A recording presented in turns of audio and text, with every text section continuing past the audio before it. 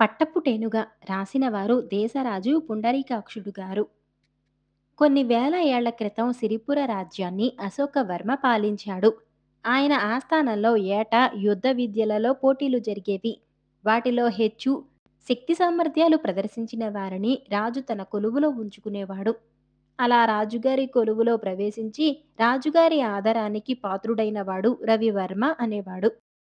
అశోకవర్మకు సంతానం లేదు. ఆయన ఆకస్మికంగా మరణించటం వల్ల తన తర్వాత ఎవరు రాజు కావలసినది ఆయన చెప్పలేదు. ఆయన కొలువులో రాజు కాదగిన వాళ్ళు చాలామంది ఉన్నారు. కానీ మంత్రి సుమంతుడు ఏ ఒక్కరిని కానీ రాజుగా చేయటానికి భయపడ్డాడు. ఎవరు రాజైనా మిగిలిన వాళ్ళు శత్రువులవుతారు. అంచేత మంత్రి ఈ విషయమై రాజగురువుతో సంప్రదించాడు.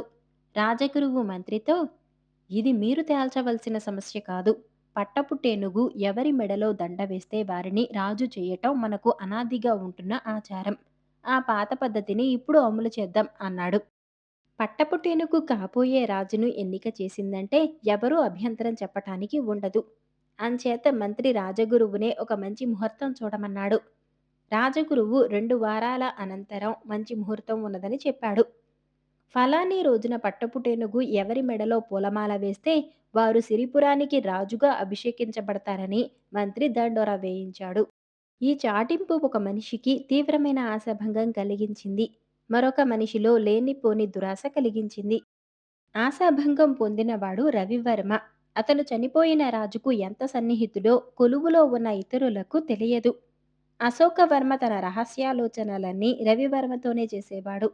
తనకన్నా ముందు నుంచి కొలువులో ఉన్న పెద్దలు అసూయ పడిపోతారని రవివర్మ రాజుగారి వద్ద ఒక చిన్న ఉద్యోగి అన్నట్టే ప్రవర్తించేవాడు. అశోకవర్మకు తాను చనిపోతానన్న అనుమానం ఏమాత్రం కలిగినా ఆయన అనంతరం తననే రాజు చేయమని మంత్రితో చెప్పి ఉండేవాడే. ఆ విషయం రవివర్మకు ఎలాంటి సందేహం లేదు. కానీ పట్టపుటేనుగుకు ఇదంతా ఏం తెలుస్తుంది? అది ఎవరి మెడలోనో దండ వేసేస్తుంది. వాడే రాజైపోతాడు. ఈ మాట తలుచుకొని రవివర్మ కుంగిపోయాడు. లేనిపోని దురాశకు గురి అయినవాడు పట్టపుటేనుగును సాకే మావటివాడు.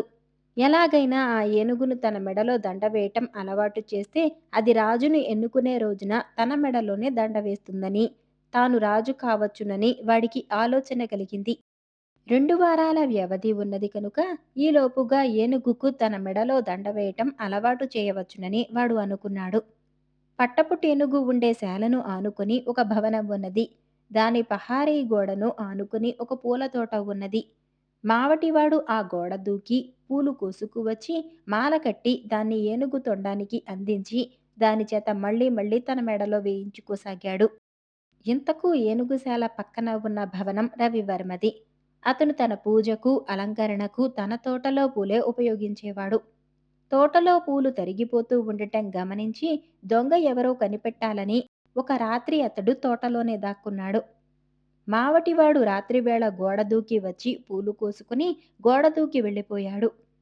రవివర్మ గోడ వద్దకు వచ్చి మావటివాడు ఏనుగుశాలలోకి వెళ్ళటము, లోపల పూలతో మాల కడుతూ ఉండటము చూశాడు. వాడు ఆ మాలతో ఏం చేస్తాడో చూడటానికి అతను ప్రహారీ గోడ ఎక్కి నిలబడ్డాడు. మాల కట్టడం పూర్తి కాగానే మావటివాడు ఏనుగు తొండానికి మాల అందించి దాన్ని ఏనుగు తన మెడలో వేసేటట్టు చేస్తున్నాడు. మావటివాడు వీపు గోడకేసి ఉండటం చేత వాడు రవివర్మను చూడలేదు. కాని ఏనుగు చూసి ఘీంకరించి తొండాన్ని రవివర్మ వైపు చాచింది. మావటివాడు వెనక్కు తిరిగి చూసే లోపల రవివర్మ గోడ మీద నుంచి దిగిపోయాడు. తన రహస్యం ఎవరో చూశారని వాడికి తెలిసి భయపడ్డాడు. కాని ఆ చూసిన మనిషి ఎవరో వాడికి తెలియదు. తర్వాత వాడు ఏనుగును తర్ఫీదు చేయలేకపోయాడు. ఇంతలోనే రాజు పట్టపుటేనుగు ఎన్నుకునే రోజు వచ్చింది. ఏనుగు తొండానికి పుష్పమాలను అందించి మావటివాడు రాజప్రాంగణంలోకి వచ్చాడు. ఏదో వంకన మావటివాడు 2, 3 సార్లు ఏనుగు ముందుకు వచ్చాడు కానీ అది వాడి మెడలో మాల వేయలేదు. అది ఎవరికోసమో చూస్తున్నట్టు కనిపించింది. రవివర్మ దాని కంటపడగానే అది గట్టిగా ఘీంకరించి గబగబా వెళ్లి అతని మెడలో మాల వేసింది. రవివర్మను రాజుగా అభిషేకించారు. తర్వాత ఒకనాడు మావటివాడు ఏకాంతంలో రవివర్మను సమీపించి, మహారాజా, నన్ను తమరు క్షమిస్తే ఒక్క సందేహం మనవి చేసుకుంటాను అన్నాడు. అడుగు అన్నాడు రవివర్మ. నేను రాజు కావాలన్న దుర్బుద్ధితో పట్టపుటేనుగుకు నా మెడలో మాల వేయటం అలవాటు చేశాను. కానీ తీరా సమయం వచ్చేసరికి అది మాల నాకు వేయక మీకెందుకు వేసింది అని మావటివాడు అడిగాడు. రవివర్మ నవ్వి, నువ్వు దానికి ఎన్ని విద్యలో నేర్పావు, కానీ అవి నీకోసం కాదు. నువ్వు మాల వేసుకొని కనిపించినప్పుడల్లా నువ్వు మరెవరిలాగో కనిపిస్తావు. అది నీ నుంచి మాల వేయటం నేర్చుకున్నదే కానీ నీ మెడలోనే మాల వేయాలన్న ఆలోచన దాని మెదడులోకి రాదు. ఒక రాత్రి అది నీ మెడలో మాల వేయబోతూ నన్ను చూసింది. నా మెడలో మాల ఎప్పుడూ ఉంటుంది కనుక నాకు మాల సహజమనుకొని దాని తొండానికి ఉన్న మాలను నాకేసి చాచింది. ఆ రాత్రే నీ దుర్బుద్ధి నేను గ్రహించాను. అప్పటి నుంచే నా మెడలో మాల వేయాలన్న ఆలోచన దాని మనసులో ఉండి ఉంటుంది. రాజు ఎన్నిక నాడు ఆ పని చేసింది అన్నాడు. బేతాళ కథలు పలుకుబడి. పట్టువదలని విక్రమార్కుడు చెట్టు వద్దకు తిరిగి వెళ్లి చెట్టుపై నుంచి శవాన్ని దించి భుజాన వేసుకుని ఎప్పటిలాగే మౌనంగా శ్మశానంకేసి నడవసాగాడు. అప్పుడు శవంలోని బేతాళుడు, రాజా, అర్ధరాత్రి వేళ ఈ శ్మశానంలో నువ్వు పడుతున్న శ్రమ చూస్తుంటే నీది పరోపకార స్వభావం అనిపిస్తున్నది. అది నా అపోహ, భ్రమ కావచ్చు. ఎందువల్లనంటే మనిషి స్వభావం విచిత్రమైనదే కాక చాలా జటిలమైనది. ఎవరూ ఇతరులను పూర్తిగా అర్థం చేసుకోలేకపోవటమే కాక తమను తామే అర్థం చేసుకోలేరు. అయితే వాళ్ళు ఒకరినొకరు అర్థం చేసుకున్నామన్న భ్రమ కారణంగా ఈ జగన్నాటకం సాగిపోతున్నది. ఇందుకు ఉదాహరణగా నీకు శ్రీపాలుడనే వాడి కథ చెప్పుతాను. శ్రమ తెలియకుండా విను అంటూ ఇలా చెప్పసాగాడు. శీతలుడనేవాడు స్వగ్రామంలో వ్యవసాయం చేసుకుని జీవిస్తున్నాడు. వాడికి పట్టుదల ఎక్కువని అంతా చెప్పుకుంటారు. రాజధాని నగరంలో ఒకచోట కొత్తగా భవనం కట్టటానికి పునాదులు తీస్తుండగా భూమిలోంచి ఒక సింహాసనం బయటపడ్డ విశేషం వాడికి తెలిసింది. దానిపై కూర్చున్న వారికి తాత్కాలికంగా మంత్రశక్తులు వస్తున్నాయట. ఆ సింహాసనం కొన్ని వందల ఏళ్ల క్రితం ప్రపంచాన్ని గడగడలాడించిన శక్తిరూపుడనే మాంత్రికుడిది. తవ్వకాలలో బయటపడగానే మహారాజు దాన్ని కోటలో ఒక ప్రత్యేక భవనానికి తరలించాడు. ఆ సింహాసనం చూడాలని ఎందరెందరో రాజధానికి వెళుతున్నారు. శీతలుడికి కూడా రాజధానికి వెళ్ళి ఆ మాంత్రికుడి సింహాసనం చూడాలి అనిపించింది. ఎందువల్లనంటే దాన్ని గురించి ఎన్నో కథలు ప్రచారంలోకి వస్తున్నాయి. తదేక దీక్షతో ఆ సింహాసనం వైపు చూస్తే దాని మీద కూర్చున్న శక్తిరూపుడి ఆకారం ఛాయామాత్రంగా కనిపిస్తుందట. మామూలుగా ఆ సింహాసనం మీద ఎవరూ కూర్చోలేరట. సింహాసనానికి ముమ్మూరు ప్రదక్షిణం చేసి, శక్తిరూప, నేను నీ భృత్యుణ్ణి. నీ గొప్పతనం తెలుసుకునేందుకే తప్ప నీ స్థానం ఆక్రమించటానికి సింహాసనం ఎక్కటం లేదు అని మనసులో అనుకున్న వారే ఆ సింహాసనంలో కూర్చోగలుగుతారట. శ్రీపాలుడు అనేవాడు శీతలుడి దగ్గర బంధువు. అతను రాజు కొలువులో ఉంటున్నాడు. ప్రతిరోజు ఉదయము సాయంత్రము అతను రాజుకు పురాణం చదివి వినిపిస్తాడు. మాంత్రికుడి సింహాసనం చూడాలన్న కోరికతో శీతలుడు రాజధాని చేరి శ్రీపాలుడి ఇంటికి వెళ్ళాడు. శ్రీపాలుడు వాడిని సాదరంగానూ సాభిమానంగానూ ఆహ్వానించాడు. శీతలుడు అతడికి తను వచ్చిన పని చెప్పాడు. నువ్వు వచ్చినది ఎందుకే అయితే చాలా పొరపాటు చేశావు. ఇప్పుడు ఆ మాంత్రికుడి సింహాసనం అందర్నీ చూడనివ్వటం లేదు. గతంలో చూడవచ్చిన కొందరు శృతి మించి ప్రవర్తించటం వల్ల ఇప్పుడు ప్రత్యేకంగా రాజానుమతి పొందిన వారినే దాన్ని చూడనిస్తున్నారు అన్నాడు శ్రీపాలుడు. అయితే నువ్వు నాకు అనుమతి సంపాదించి పెట్టు అన్నాడు శీతలుడు సంతోషంగా. అందుకు శ్రీపాలుడు నవ్వి, వెర్రివాడా, ఏమనుకున్నావో, అందుకు చాలా పలుకుబడి కావాలి. ఏదో పురాణం చదివి బతికేవాణ్ణి. నాకంత పలుకుబడి లేదు అన్నాడు. శీతలుడు అప్పటికేమీ మాట్లాడకుండా ఊరుకున్నాడు. మర్నాడు వాడు నగరంలో చాలా చోట్లు తిరిగి మాంత్రికుడి సింహాసనం చూసే ఉపాయాల గురించి విచారించాడు. వాడు ఉంటున్నది శ్రీపాలుడి ఇంట్లోనని తెలిసిన వాళ్ళందరూ, నీకు సమస్య ఏమిటి? శ్రీపాలుడి మాట రాజుకు వేదవాక్కు. ఆ సింహాసనం చూడటానికి ఆయనకున్న పలుకుబడి చాలు అన్నారు.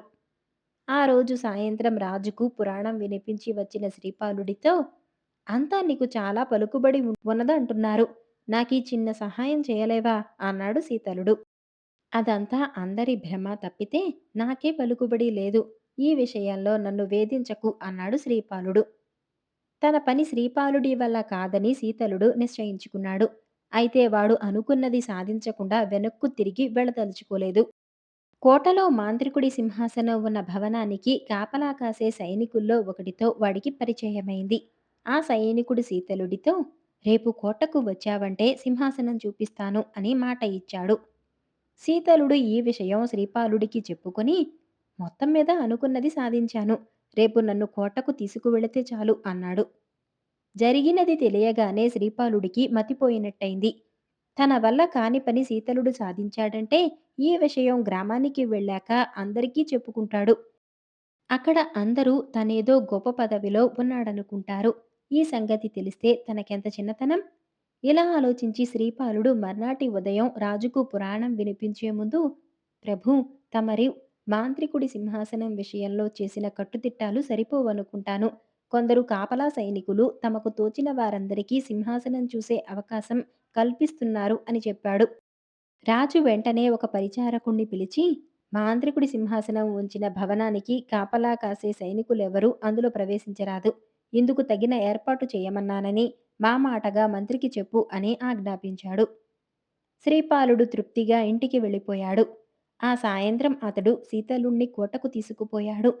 శీతలుడు తనకు పరిచయం అయిన సైనికుడి దగ్గరకు వెళ్ళగానే వాడు విచారించగా, నన్ను మన్నించు. ఈ రోజు నుంచి కాపలా సైనికులు కూడా భవనంలో ప్రవేశించరాదన్న కొత్త నియమం వచ్చింది అన్నాడు. శీతలుడెంతో నిరుత్సాహపడి, ఇంకేదైనా ఉపాయం లేదా అని అడిగాడు. ఈ విషయాల్లో మంత్రిగారు తప్ప నీకెవరూ సాయపడలేరు అన్నాడు కాపలా సైనికుడు. మర్నాడు ఉదయమే శీతలుడు మంత్రిగారింటికి వెళ్ళి ఇంట్లోంచి బయటకు వచ్చిన వారందరికీ సాష్టాంగ నమస్కారాలు చేయసాగాడు. ఇది విడ్డూరంగా కనపడి మంత్రి వాడిని పిలిచి వాడి ప్రవర్తనకు కారణం ఏమిటని అడిగాడు. అయ్యా, మాంత్రికుడి సింహాసనం చూడాలని నేను చాలా దూరం నుంచి నగరానికి వచ్చాను. అందుకు తమరు తప్ప మరెవరూ సహాయపడలేరని తెలిసింది. తమను తృప్తిపరచటానికి నా దగ్గర ఏమున్నది? మీ ఇంట్లోని వారందరి పట్ల నాకున్న భక్తిభావం ప్రదర్శించటం మినహా నేను చేయగలిగిందేమీ లేదు అన్నాడు శీతలుడు. మంత్రికి వాడి మాటలు నచ్చాయి. ఆయన వాణ్ణి ఎక్కడ ఉంటున్నది అడిగి వాడు శ్రీపాలుడి ఇంట్లో ఉంటున్నాడని తెలియగానే, ఇంకేం మరి, శ్రీపాలుడికి కోటలో ఎక్కడా అడ్డులేదు అన్నాడు. అందుకు శీతలుడు విచారంగా, ఆ మాట అందరూ అంటున్నారు కానీ ఆయన ఒప్పుకోవటం లేదు. మీరు నాకు ప్రత్యేక అనుమతి ఇచ్చినట్టు రేపు ఆయనతో మీరే చెప్పండి. నా కోరిక తీరుతుంది అన్నాడు. మంత్రి సరేనన్నాడు. శీతలుడు ఉత్సాహంగా ఇంటికి వెళ్ళి జరిగింది శ్రీపాలుడికి చెప్పి, నా పట్టుదల గురించి అందరికీ తెలుసు. ఎలాగో అలా అనుకున్నది సాధిస్తాను అన్నాడు. శీతలుడు గనుక మాంత్రికుడి సింహాసనం చూడగలిగితే తన పరువు పోయినట్టేనని శ్రీపాలుడు భావించాడు. మర్నాడతడు మంత్రిని కలిసినప్పుడు, మీరు నా ఇంట చేరిన శీతలుడికి మాంత్రికుడి సింహాసనం చూడటానికి ప్రత్యేక అనుమతి ఇస్తానన్నారట. చాలా సంతోషం. అయితే ఇందులో నా బాధ్యత ఏమీ లేదు. అక్కడ ఏం జరిగినా ఆ బాధ్యత మీదే అని చెప్పాడు. ఈ మాట విని మంత్రి శీతలుడు తిన్ననైనవాడు కాదని భయపడ్డాడు. అలా కాకపోతే శ్రీపాలుడు తనే అన్ని ఏర్పాట్లు చేసేవాడు కదా. అబ్బే, ఇందులో నా బాధ్యత ఎందుకు? మీకు ఇష్టం లేకపోతే నాకు ఇష్టం లేదు అనేశాడు మంత్రి. శ్రీపాలుడు ఇంటికి వెళ్లి శీతలుడితో, మంత్రి నీతో ఏమన్నాడో నాకు తెలీదు. మాంత్రికుడి సింహాసనం చూడటానికి అనుమతి లభించలేదు అని చెప్పాడు. శీతలుడు తెల్లబోయి వెంటనే మంత్రి ఇంటికి వెళ్ళాడు. మంత్రి వాడితో, నువ్వు శ్రీపాలుడి బంధువు కాబట్టి ఆయన ఇష్టం లేనిదే మాంత్రికుడి సింహాసనం చూడలేవు. ఎందువలనో నువ్వు దాన్ని చూడటం ఆయనకు ఇష్టం లేదు అని జరిగినది చెప్పాడు. శీతలుడు ఇంటికి తిరిగి వెళ్ళి, నేను గ్రామానికి తిరిగి వెళ్ళిపోతున్నాను అన్నాడు శ్రీపాలుడితో. నిరుత్సాహపడకు. కేవలం పట్టుదలతో అన్నీ సాధించలేము. ఆ మాంత్రికుడి సింహాసనం చూడటం నీకు సాధ్యపడదని నేను ముందే చెప్పాను అన్నాడు శ్రీపాలుడు. నువ్వు తలచుకుంటే సాధ్యపడేది అన్నాడు శీతలుడు. నాకు అంత పలుకుబడి లేని సంగతి కూడా ముందే చెప్పాను అన్నాడు శ్రీపాలుడు. నీకు పలుకుబడి లేకుంటే ఏ బాధ లేకపోయేది. నీ పలుకుబడే నాకు ఆటంకమైంది అన్నాడు శీతలుడు ఉక్రోషంగా. ఆ మాటలు వింటూనే శ్రీపాలుడు ఉలిక్కిపడ్డాడు. మరుసటి రోజున అతను శీతలుడికి మాంత్రికుడి సింహాసనం చూసే ఏర్పాటు చేయించాడు. బేతాళుడు ఈ కథ చెప్పి, రాజా, శ్రీపాలుడి ప్రవర్తన గురించి నీ అభిప్రాయం ఏమిటి? ఆ క్షణం వరకు శీతలుడికి మాంత్రికుడి సింహాసనం చూసేందుకు సాయపడనివాడు ఉక్రోషంగా అన్న మాటలు విని ఎందుకు మారిపోయాడు? ఈ సందేహానికి సమాధానం తెలిసి కూడా చెప్పకపోయావో నీ తల పగిలిపోతుంది అన్నాడు. దానికి విక్రమార్కుడు, శ్రీపాలుడి వంటి మనస్తత్వం కలవాళ్ళు చాలా అరుదు. అలాంటి వాళ్ళు తమ బతుకు తెరువేదో తాము చూసుకోవాలి తప్ప ఇతరుల విషయాల్లో జోక్యం కలిగించుకోకూడదంటారు. అనుకోవటమే కాక అలా ప్రవర్తిస్తున్నామన్న నమ్మకం కూడా వాళ్లకుంటుంది. శీతలుడు మాంత్రికుడి సింహాసనం చూసేందుకు శ్రీపాలుడి సాయమడిగినప్పుడు అది ఇతరుల వ్యవహారాల్లో జోక్యం కలిగించుకోవటం అవుతుందని అందుకు నిరాకరించాడు. అంటే తనకున్న పలుకుబడిలో అతడికి నమ్మకం లేదు. కానీ శీతలుడు కోపం కొద్దీ అన్న మాటలు వినగానే అతడికి తన పలుకుబడిని ఇతరులకు సాయం చేయటానికి కాక వాళ్లకు నష్టం కలిగించటానికి ఉపయోగిస్తున్నట్టు అర్థమైపోయింది. రాజు దగ్గర, మంత్రి దగ్గర తనకున్న పలుకుబడిని ఉపయోగించే అతడు శీతలుడి కోరిక నెరవేరకుండా అడ్డుకున్నాడు. శీతలుడి పట్టుదల శ్రీపాలుడికి తన నిజరూపాన్ని కళ్లకు కట్టినట్టు చూపింది. ఆ కారణం వల్లనే అతడు మనసు మార్చుకుని శీతలుడికి సహాయపడ్డాడు అన్నాడు. రాజుకు ఈ విధంగా మౌనభంగం కలగగానే బేతాళుడి శవంతో సహా మాయమై తిరిగి చెట్టెక్కాడు. నక్క ముతాయిరాజు రాసిన వారు సురేష్ ఆత్మారాం గారు. చాలా కాలం క్రితం చైనాలో ముతాయి అనే ఒక పేద రైతు ఉండేవాడు. అతనికి ఒక చిన్న గుడిసె, కొద్దిపాటి పొలం మాత్రమే ఉండేవి. అతని పొలంలో ఒక దానిమ్మ చెట్టు ఉండేది. ఆ చెట్టు విరగకాసినప్పుడు అతను సంతోషంతో గంతులు వేసేవాడు. ఒకసారి అతని దానిమ్మ చెట్టు బాగా కాసింది. ముతాయి ఆనందానికి పట్టపగ్గాలు లేవు. అయితే అతని సంతోషం ఎక్కువ కాలం నిలవలేదు. రోజూ 2 దానిమ్మ పండ్లు చెట్టు నుంచి మాయమవసాగాయి. ముతాయికి ఏమీ అంతుపట్టలేదు. ఎలాగైనా సరే దానిమ్మ పళ్లను ఎవరు కాచేస్తున్నారో తెలుసుకోవాలి అనుకున్నాడు. అందుకే రాత్రంతా మేలుకొని చెట్టు వైపే చూస్తూ కూర్చున్నాడు. దొంగను పట్టుకోవాలనుకున్నాడు. మరునాడు ఆ చెట్టు చుట్టూ జిగురు చల్లాడు. మామూలుగా పళ్లను దొంగలించటానికి వచ్చిన ఆ నక్క కాళ్ళు జిగురుకు అతుక్కుపోతాయి. తనను చంపవద్దని, తనను వదిలేస్తే అతనికి ఒక రాజకుమార్తెతో వివాహం జరిగేటట్టు చూస్తానని నక్క బతిమాలింది. ఒక వారం రోజుల్లో మాట నిలబెట్టుకోవాలని హెచ్చరించి ముతాయి నక్కను వదిలిపెట్టాడు. తర్వాత ఆ నక్క ఒక చక్రవర్తి ధనాగారంలో చొరబడి కొన్ని ముత్యాలను దొంగలించింది. మరునాడు ఆ చక్రవర్తి సభకు వెళ్ళింది. తను ముతాయి చక్రవర్తి బంటునని, ఆయన దగ్గర లెక్కలేనన్ని మణిమాణిక్యాలున్నాయని, వాటిని వేరు చేయటానికి ఒక జల్లెడ కావాలని అడిగింది. చక్రవర్తి దానికి ఒక జల్లెడ ఇచ్చాడు. 2 రోజుల తర్వాత నక్క తిరిగి చక్రవర్తి సభకు వెళ్ళింది. జల్లెడతో పని అయిపోయిందని చెబుతూ జల్లెడను సభలో నేల మీద పెట్టింది. అలా పెడుతూ ఆ జల్లెడలో 8 ముత్యాలను కావాలని వదిలేసింది. రాజసేవకులు జల్లెడను చక్రవర్తి చేతికి ఇచ్చినప్పుడు అందులో ఉన్న 8 ముత్యాలు చక్రవర్తి ఒడిలో పడ్డాయి. ఆ ముత్యాలను చూసి చక్రవర్తి ఆశ్చర్యపడ్డాడు. ముతాయి చక్రవర్తి వద్ద ఇలాంటి ముత్యాలు, రత్నాలు, మణులు లెక్కలేనన్ని ఉన్నాయని, జల్లెడలో ఉండిపోయిన ముత్యాలు చాలా చిన్నవి కావటం వల్ల వాటిని తను పట్టించుకోలేదని చక్రవర్తి ముందు నక్క దర్పం ఒలకపోసింది. ఆ ముత్యాలను చక్రవర్తికి కానుకగా ఇచ్చేసింది. చక్రవర్తి నక్కను పక్కకు తీసుకువెళ్ళి రహస్యంగా మాట్లాడాడు. నేను ముసలివాణ్ణైపోతున్నాను. నా కూతురికి ఇంకా పెళ్లి కాలేదు. అదొక్కటే నా విచారం. నువ్వు మధ్యవర్తిగా ఉండి నా కూతురికి మీ ముత్తాయి చక్రవర్తికి పెళ్లి జరిపించు అన్నాడు. నక్క సంతోషంతో ఒప్పుకుంది. చక్రవర్తి కూతురికి తమ ముతాయి చక్రవర్తి సరియైన జోడి అని పెళ్లి తప్పక కుదురుస్తానని చెప్పింది. అంతేకాదు ఒక వారం లోపలే తను వచ్చి వివాహ వేడుకలలో స్వయంగా పాల్గొంటానని చెప్పి వెళ్ళిపోయింది. నక్క తెచ్చిన వార్త విని ముతాయి సంతోషంతో తలమునకలయ్యాడు. వెంటనే విచారం కూడా అతన్ని ఆవరించింది. అతని దగ్గర రాజకుమార్తెకు ఇవ్వటానికి ఏ విలువైన కానుకలు లేవు. కనీసం పెళ్లినాడు వేసుకోటానికి కొత్త బట్టలైనా లేవు.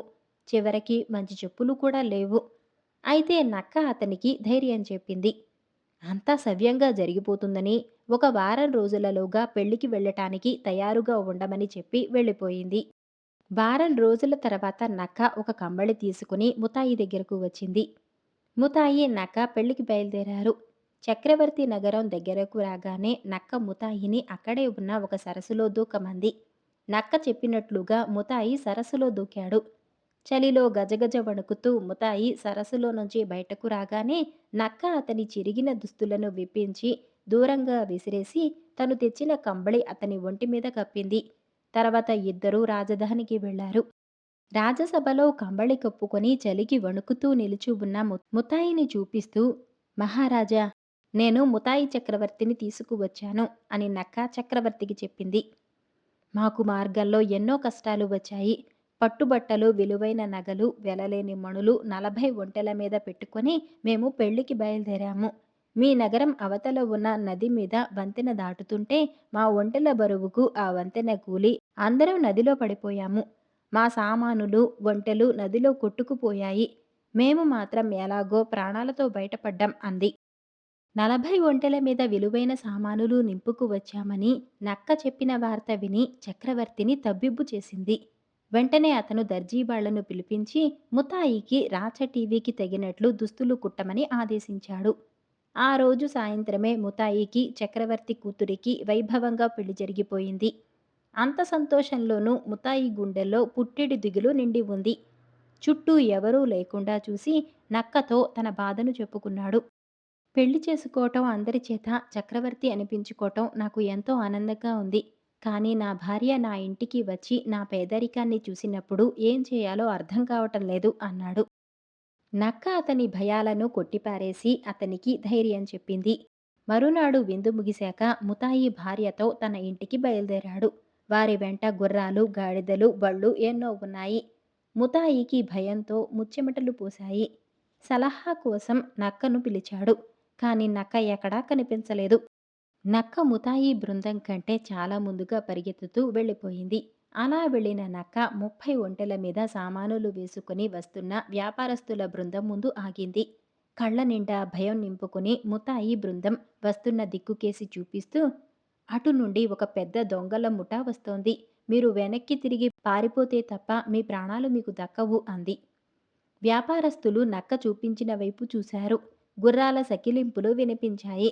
గుర్రాల పరుగుల వల్ల గాలిలో లేచిన ధూళి వారికి కనిపించింది. ఆ దొంగల ముఠా నుంచి తప్పించుకొని పారిపోవటం సాధ్యం కాదని వారికి తెలిసిపోయింది. తమను ఎలాగైనా కాపాడమని నక్కను బతిమిలాడారు. మీరు ప్రాణాలతో బయటపడాలంటే ఒకే మార్గం ఉంది. దొంగల గుంపు మీ దగ్గరకు వచ్చినప్పుడు మీరంతా తలలు వంచుకొని మేమంతా ముతాయి చక్రవర్తి సేవకులం అనాలి అని నక్క వ్యాపారస్తులకు సలహా ఇచ్చింది. వాళ్ళు అలాగే చేశారు. వ్యాపారస్తులు తనను చూసి మేమంతా ముతాయి చక్రవర్తి సేవకులం అనటం ముతాయికి ఆశ్చర్యం కలిగింది. తర్వాత నక్క ముందుకు పరిగెత్తి పశువుల కాపరులను కలుసుకున్నది. దూసుకు వస్తున్న దొంగల గుంపు గురించి చెప్పింది. వాళ్ళు భయంతో గజగజ వణికిపోయారు.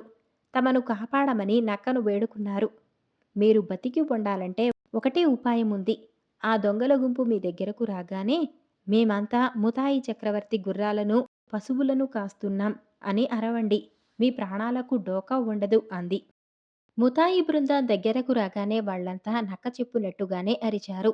ఇలా ముతాయి బృందం ముందుకు సాగుతున్నంతసేపు రైతులు, వ్యాపారస్తులు, బెచ్చగాళ్ళు ముతాయి చక్రవర్తికి జయ జయ ధ్వానాలు పలికారు. పాపం రోజంతా పరిగెత్తిన నక్క ఆయాసంతో రొప్పుతోంది. అలా రొప్పుతున్న నక్కకు ముతాయి ఇంటికి సమీపంలోనే ఒక పర్వతంలో మలచబడిన రాజభవనం కనిపించింది. ఆ రాజభవనం ఒక దెయ్యానిది. కాపలా భటులకు టోకరా వేసి నక్క ఆ దెయ్యం పడుకునే గదిలోకి దూరింది. దెయ్యం ఉన్న పరుపు మీదకు ఒక్క గెంతులో దూకి దెయ్యాన్ని నేలపైకు లాగేసింది. దయ్యపు రాజా, నీ ప్రాణాల మీదకు ముంచుకు వచ్చింది.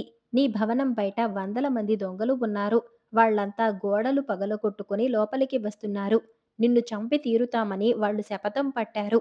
నువ్వు బతికి బయటపడాలంటే నీ పొయ్యి వెనుక గూట్లో దాక్కో అంది నక్క. దెయ్యం ఎలాగో పొగగూటిలో ఇరుక్కుని కూర్చున్నది. వెంటనే నక్క పొయ్యి నిండా కట్టెలు పెట్టి పెద్ద మంట వేసింది. ఆ మంటలు దెయ్యాన్ని కాల్చివేయసాగాయి. తనను కాపాడమని దెయ్యం బొబ్బలు పెట్టింది. నక్క ఆ పెడబొబ్బలు పట్టించుకోకుండా మంటను ఇంకా ఎక్కువ చేసింది. చివరకు ఆ దెయ్యం మంటల్లో కాలిపోయి బూడిద అయింది. నక్క బూడిద అయిన దెయ్యాన్ని కిటికీలోంచి అవతలకు విసిరేసింది. తర్వాత నక్క బయటకు వచ్చి దెయ్యం చచ్చిపోయిందని, కొద్దిసేపట్లోనే కొత్త చక్రవర్తి వస్తున్నాడని కాపలా వాళ్లతో చెప్పింది. రాజభవనం సేవకులందరూ రెండు వైపులా బారులు తీర్చి నిలబడి ముతాయి చక్రవర్తికి స్వాగతం చెప్పారు. ముతాయి దెయ్యపు రాజ్యానికి కొత్త చక్రవర్తి అయ్యాడు. నక్కను తన ముఖ్యమంత్రిగా చేసుకున్నాడు. ముతాయి చక్రవర్తి ప్రజలను కన్నబిడ్డల వలె పాలిస్తూ అందరి చేత మంచి అనిపించుకున్నాడు. ముతాయి చక్రవర్తి నక్కను అడగకుండా ఏ నిర్ణయం తీసుకునేవాడు కాదు. 10 సంవత్సరాల తర్వాత నక్క చనిపోయింది. ముతాయి చక్రవర్తి తన ఆప్తమిత్రుడి జ్ఞాపకాలు ఎప్పటికీ నిలిచిపోవాలనే ఉద్దేశంతో నక్క వెంట్రుకలతో ఒక టోపీ తయారు చేయించాడు. ఆ టోపీ ప్రజలందరికీ నచ్చింది. అందుకే ఇప్పటికీ అక్కడి ప్రజలు నక్క చనిపోగానే దాని బొచ్చుతో టోపీ తయారు చేస్తారు. సంజ్ఞల పండితుడు రాసినవారు శ్రీ కృష్ణమాచార్యులు గారు. పూర్వం కాంచీపురంలో ఒక పండితుడుండేవాడు.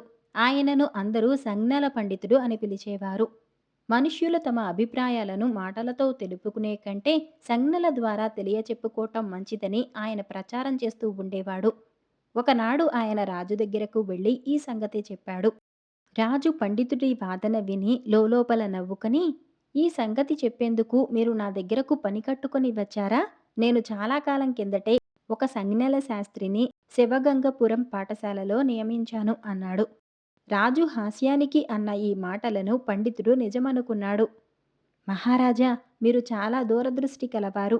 చిన్నతనం నుంచి మనుష్యులకు ఈ సంజ్ఞాశాస్త్రం బోధించటం వల్ల చాలా మేలు జరుగుతోంది. నేను ఆ సంజ్ఞల శాస్త్రి దర్శనం చేసుకుని వస్తాను. సెలవు అంటూ సంజ్ఞల పండితుడు రాజుకు నమస్కారం చేసి శివగంగపురం బయలుదేరాడు. ఆ తర్వాత 1-2 రోజులకు సంజ్ఞల పండితుడు శివగంగపురం చేరాడు. అక్కడి పాఠశాల అధికారులు అతన్ని తగిన విధంగా సత్కరించి వచ్చిన పని తెలుసుకుని, అయ్యా, మా శాస్త్రి గారు దేశాటనం వెళ్ళి నెల రోజులైంది, ఇంతలో తిరిగి రారు అని చెప్పారు. సరే, ఎంత దూరం వచ్చి ఆయనను కలుసుకోకుండా ఎలా తిరిగి వెళ్ళేది? ఆయన దేశాటన ముగించుకుని వచ్చే వరకు ఇక్కడే ఉంటాను అన్నాడు సంజ్ఞల పండితుడు. ఈ పండితుడు ఒక పట్టానే వదిలే రకం కాదని తెలుసుకుని పాఠశాల అధికారులు ఒక ఆలోచన చేశారు. పాఠశాలకు సంబంధించిన సేవకుడు ఒకడు ఒంటికన్నువాడు ఉన్నాడు. పాఠశాల అధికారులు వాడికి పండిత వేషం వేసి, ఆ పండితుడు సంజ్ఞల ద్వారా నిన్ను ప్రశ్నలు వేస్తాడు. నువ్వు కూడా సంజ్ఞలతోనే సమాధానం చెప్పు. ఏ పరిస్థితిలోనూ నోరు మెదపకు అని హెచ్చరించారు. తర్వాత వాళ్ళు సంజ్ఞల పండితుడితో, అయ్యా, మా సంజ్ఞల శాస్త్రి గారు దేశాటన ముగించుకొని తిరిగి వచ్చారు. ఆ గదిలో ఉన్నారు. తమరు వారిని కలుసుకోవచ్చు అని చెప్పారు. సంజ్ఞల పండితుడు సరేనని గదిలోకి వెళ్ళాడు. అక్కడ ఆయనకు పండిత శాలువా తలకు నిండుగా చుట్టుకొని కూర్చున్న ఒంటికన్నివాడు కనిపించాడు. సంజ్ఞల పండితుడు వాడికి ఎదురుగా కూర్చుని ఒంటికంటి వాడికి ఒక వేలు చూపించాడు. అందుకు సమాధానంగా ఒంటికంటివాడు 2 వేళ్లు చూపించాడు. తిరిగి సంజ్ఞల పండితుడు 3 వేళ్లు చూపించాడు. అది చూసి ఒంటికంటివాడు కోపంతో పిడికిలి బిగించి చూపాడు. అప్పుడు సంజ్ఞల పండితుడు నవ్వుతూ తన వద్దనున్న గంగిరేగి పండును ఒంటికంటివాడికి చూపాడు. ఒంటికంటివాడు రొట్టె ముక్కనొకదాన్ని తీసి సంజ్ఞల పండితుడికి చూపించాడు. వెంటనే సంజ్ఞల పండితుడు లేచి ఒంటికంటివాడికి నమస్కారం చేసి గది బయటకు వచ్చాడు. అక్కడ వేచి ఉన్న పాఠశాల అధికారులు సంజ్ఞల పండితుడితో, అయ్యా, మా సంజ్ఞల శాస్త్రిని గురించి మీ అభిప్రాయం ఏమిటి అని అడిగారు. అందుకు సంజ్ఞల పండితుడు ఇలా అన్నాడు. మీ సంజ్ఞల శాస్త్రి గారు చాలా సమర్థుడు, గొప్ప తత్వవేత్త అన్నది కూడా గ్రహించాను. దేవుడు ఒక్కడే అని చెప్పటానికి నేను ఒక వేలు ఎత్తి చూపాను. కాదు, శివకేశవులు ఇద్దరు అని ఆయన 2 వేళ్లు చూపాడు. అలా అనుకున్నట్టయితే బ్రహ్మతో కలిపి త్రిమూర్తులు ముగ్గురు కదా అని నేను 3 వేళ్లు చూపించాను. కానీ ఆయన పిడికిలి బిగించి ముగ్గురు ఒకటే అని తెలియబరిచాడు. అప్పుడు నేను దేవుడు పరమ దయాళువు అని చెప్పటానికి కాను ఆయన మానవ కోటికి ప్రసాదించిన అత్యంత స్వాదు ఫలాలలో గంగిరేగి పండు ఒకటి కనుక నా వద్ద ఉన్న గంగిరేగి పండును తీసి చూపాను. అయితే తత్వవేత్త అయిన మీ శాస్త్రి గారు తన వద్ద ఉన్న రొట్టె ముక్కను నాకు చూపి, భగవద్దత్తము అందరికీ ఎల్లవేళలా లభించనిది అయిన గంగిరేగు పండు కంటే మానవ కృషి ఫలితము సర్వజనోపయుక్తము అయిన రొట్టె ముక్క మేలని తెలియచెప్పాడు. అందులోని పరమార్థం గ్రహించాను. సంజ్ఞల పండితుడు ఇలా చెప్పి వెళ్ళిపోయాడు. అప్పుడు పాఠశాల అధికారులు ఒంటికంటి సేవకుణ్ణి పిలిచి ఏం జరిగిందని అడిగారు. ఒంటికంటివాడు ఇలా చెప్పాడు. అయ్యా, ఈ పండితుడు చాలా దుర్మార్గుడులా ఉన్నాడు. ఆయన గదిలోకి వస్తూనే నన్ను వెటకారం చేయటానికి ఒక వేలు ఎత్తి, నీది ఒంటికన్ను కదా అని సంజ్ఞతో అన్నాడు. అందుకు నేను కోపగించుకోక, నీ 2 కళ్ళ కన్నా నా ఒంటి కన్నే మంచిదని తెలుపుతూ 2 వేళ్లు చూపించాను. అంతటితో వదలక ఆ పండితుడు తన 2 కళ్ళు నా ఒంటి కన్ను కలిస్తే మూడవుతాయని తెలిపేందుకు 3 వేళ్లు చూపించాడు. ఆయన మీద నాకు చాలా కోపం వచ్చింది. మరొకసారి ఆ మాట ఎత్తితే ముక్కు చితక కొడతానని పిడికిలి బిగించి చూపాను. ఆ దెబ్బతో ఆ దుర్మార్గుడు బెదిరిపోయి నన్ను మంచి చేసుకునేందుకు తన దగ్గర ఉన్న గంగిరేగి పండును నాకు లంచం పెట్ట చూపాడు. నేను ఆ లంచానికి ఆశపడక, "నీ రేగుపండు ఎవడికి కావాలి? నా దగ్గర ఉన్న రొట్టె ముక్క ముందు నీ పండు దిగదుడిపే కదా" అని చెప్పటానికి నా రొట్టె ముక్క చూపించాను. దానితో ఆ దుర్మార్గుడు తన పప్పులు నా దగ్గర ఉడకవని తెలుసుకుని ఒక్క దండం పెట్టి పారిపోయాడు. పాఠశాల అధికారులు ఈ 2 వ్యాఖ్యానాలను విని ఎంతో ఆనందించారు. జరిగినదంతా రాజుగారికి కబురు చేయగా ఆయన విరగబడి నవ్వారు. మరిన్ని మంచి కథల కోసం వీడియోని లైక్ చేసి ఛానల్‌ని సబ్స్క్రైబ్ చేసుకోండి. ధన్యవాదాలు.